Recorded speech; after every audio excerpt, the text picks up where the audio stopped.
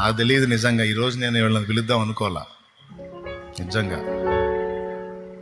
దేవుడు ప్రేరణ కలిగించాడు. పిలువని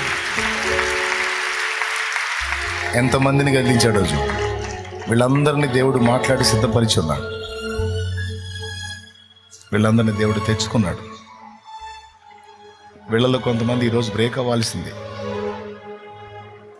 వీళ్ళలో కొంతమంది ఈరోజు బ్రేక్ అవ్వాల్సిందే.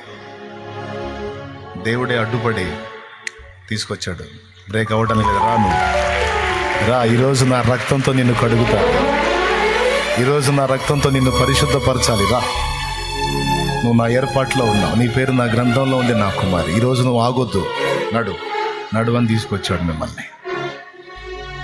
సైతాన్ గాడు బ్రేక్ కొట్టాలని చూశాడు నిన్ను, ఈరోజు ఆపాలని చూశాడు. కానీ దేవుడు పట్టుకొచ్చాడు నేను ఈరోజు. హల్లెలూయా, హల్లెలూయా. నా మనసులో లేదు, కానీ దేవుని మనసులో వీళ్ళు ఉన్నారు.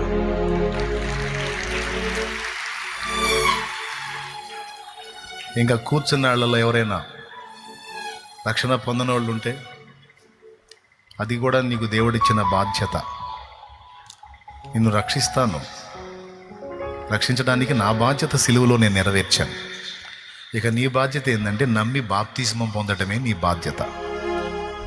పొందు, నేను రక్షించుకుంటా.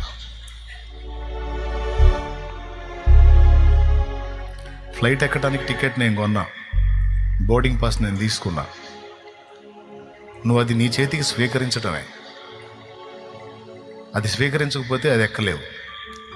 ఎక్కాలి అంటే బోర్డింగ్ పాస్ తీసుకోవాలి. అది నీకోసం నేను సేకరించా.